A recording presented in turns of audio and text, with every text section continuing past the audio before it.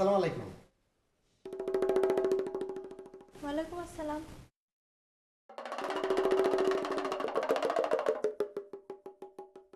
বাঁকা হয়ে দাঁড়ালেন কেন? সোজা হন। ও মাথা সোজা করেন। ম্যাডাম, এইটুকু আমি আমার ইচ্ছা মতো বেকা সোজা করতে পারি, কিন্তু এইটুক ইচ্ছা করলে সোজা করতে পারি না। ও কেন? একটু ঘটনা আছে। ছোটবেলা আমি ফাজিল আসছিলাম তো, ওই আমগুর কাকাগুর আম বাগানে আমরা বন্ধু বন্ধু মিলে আম চুরি করতে গেছি। মেলা আম চুরি করছি। তো রাত বেজে গেছে 4টা।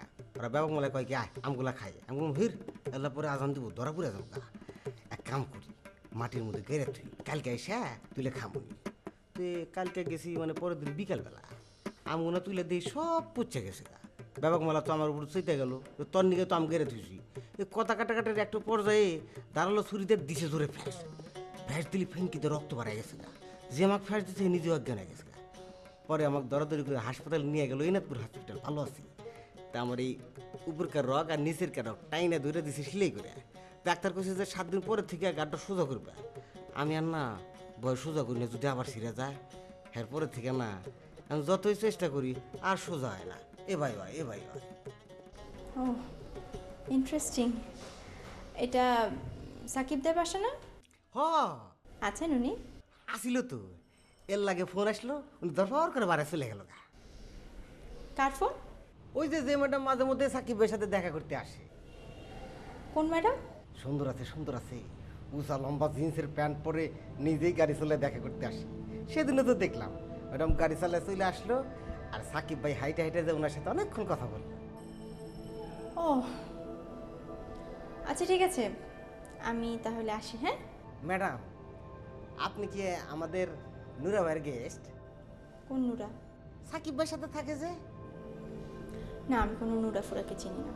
আসি। হ্যাঁ ও জি আচ্ছা।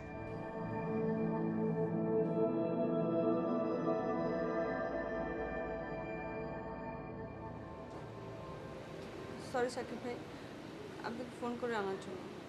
না না ঠিক আছে, তো সংক্ষেপে তোমার বাসাটাও চেনা হয়ে গেল, বলো।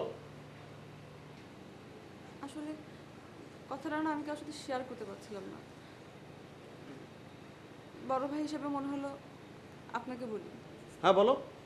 সাকিব ভাই, আপনি তো জানেন আলমের সাথে আমার একটা গুড রিলেশন। হ্যাঁ আছে জানি, তারপর না নাই। কি? সাকিব ভাই, আলমের জন্য আমি যা করেছি আসলে আপনাকে বলতে আমার খুব খারাপ লাগছে, কিন্তু আপনাকে বলছি এই কারণে যে ও কেন আমার সাথে এরকম করলো।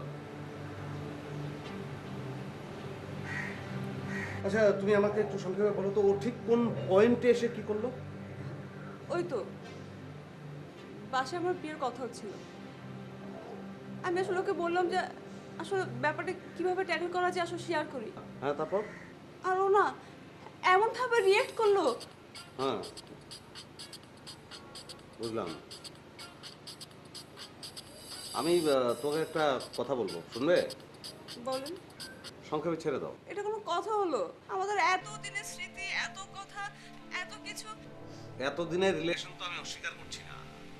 তুমি মনে করো এখন আমি গিয়ে ওকে ধমক টমক দিলাম যে কাজটা ঠিক হচ্ছে না, অন্যায় হচ্ছে, তুমি মেয়েটাকে বিয়ে করো।